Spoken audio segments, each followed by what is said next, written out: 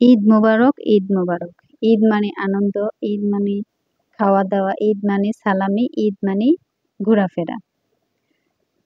আসসালামু আলাইকুম বন্ধুরা, তোমরা সবাই কেমন আছো? আজকে আমি একটা লং ভিডিও নিয়ে আসছি। আজকে আমি রান্না করব রাজকীয় পায়েস। সরে ভরা রাজকীয় পায়েস। তো তোমরা দেখে নাও আমি কিভাবে রাজকীয় পায়েসটা রান্না করলাম। কে কোথা থেকে আমার ভিডিওটা দেখতেছো কমেন্টে জানিয়ে দিবা। তো শুরু করা যাক।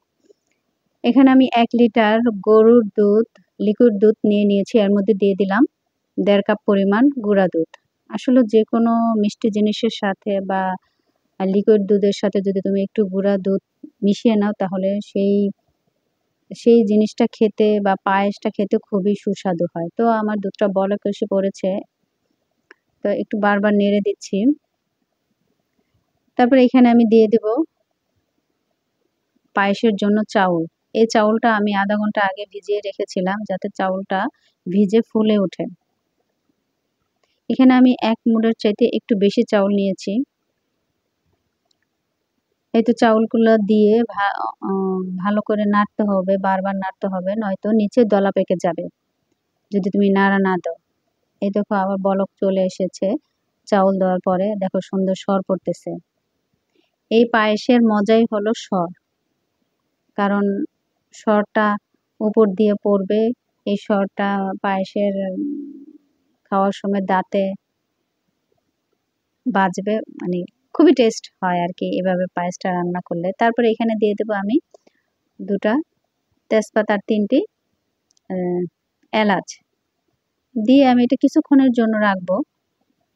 তারপর আমি উঠিয়ে ফেলে দেব।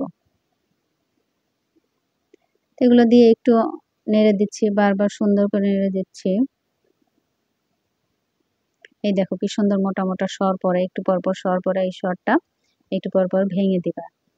তো এভাবে সর সহকারে যদি তুমি পায়েসটা রান্না করো, পায়েসটা খেতে আসলেই খুবই সুস্বাদু হয়, খুবই মজা হয়। এই দেখো কি মোটা মোটা সর পড়তেছে, সরটা একটু পরপরে ভেঙে দিবা। তো আমার চাউলটা মোটামুটি ফুটে আসছে, মোটা মোটা বলক আসছে। যখন দেখবা মোটা মোটা বলক আসে তখনই তুমি চিনি দিয়ে দেবা। দেখো কি সুন্দর সর পড়তেছে। এই পায়েসের মেন জিনিস হচ্ছে এই সরটা। তারপর এখানে আমি চিনি দিয়ে দেব। আমি এখানে ১ কাপ পরিমাণ চিনি দিয়ে দিলাম। চিনিটা দিয়ে সুন্দর করে নেড়ে চেড়ে দেবো। চিনি দেওয়ার পরে পানি উঠে আসবে, তারপরে আর ১০ মিনিট রান্না করব, তারপরে আমার পায়েসটা হয়ে যাবে। এই দেখো আমার পায়েসের কালারটা কতটা চেঞ্জ হয়ে গেছে, কি সুন্দর লালচে লালচে ভাব হয়ে গেছে। তো তোমরা এইভাবে পায়েস রান্না করে খেতে পারো, খুবই সুস্বাদু হয়। তো বন্ধুরা ভালো থেকো, সুস্থ থেকো, আল্লাহ হাফেজ।